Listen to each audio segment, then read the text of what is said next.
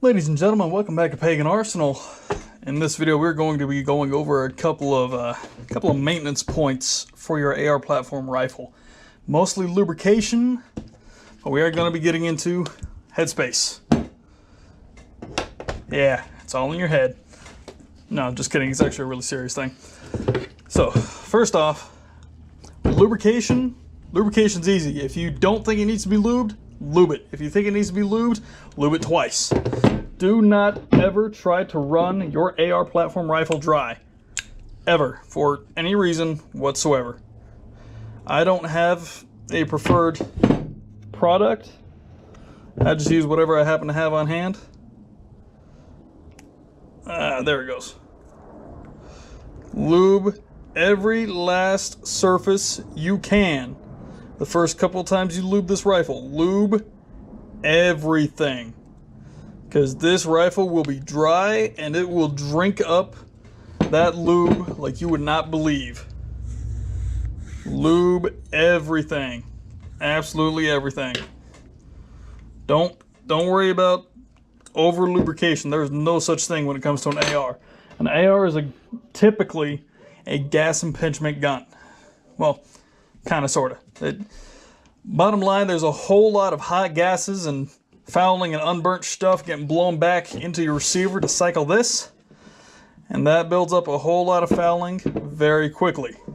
You don't want that gumming up your gun. So, lube absolutely everything. All that up in there, that's getting lube. That's getting lube. Go ahead and put some lube on that. In there. In there.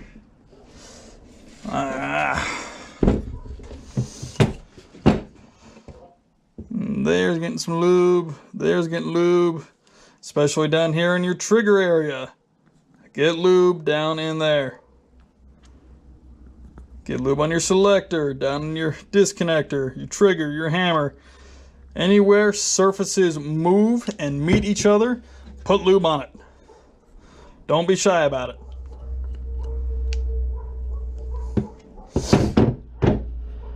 All right, secondly, headspace gauges. All right. When you're building an AR, it is impossible to screw up your headspace. Excuse me. It is impossible to screw up your headspace unless you have somehow screwed up your rifle beyond all repair and beyond all belief. All right. We're going to slap all this back together. We're going to see if we can get it to cycle nice and smooth. So we can get these headspace gauges in. Oh, come on.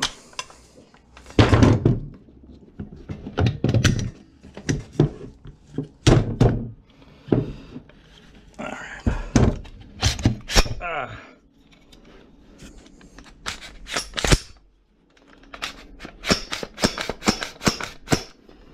All right. Okay.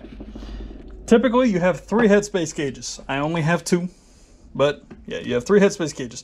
You will have your go gauge and your no-go gauge. All right. Go. No-go. What that's doing, that is measuring your chamber.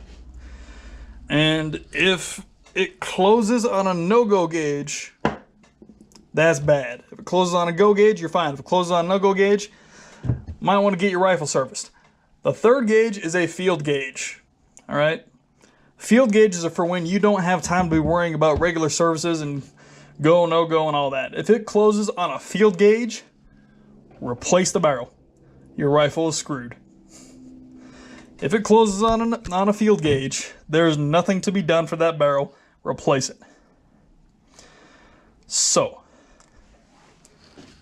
I'm not going to go over their actual usage right now. Well, because this is meant to be just a quick video. But they're easy to use tools. You stick it in the chamber. If your bolt closes on it, you know, determine if it's good or bad from the gauge. This is mostly just a maintenance point for lubrication. Lube everything. Yes, absolutely everything. That too. Lube that too. I don't care what it is. Lube that too. All right.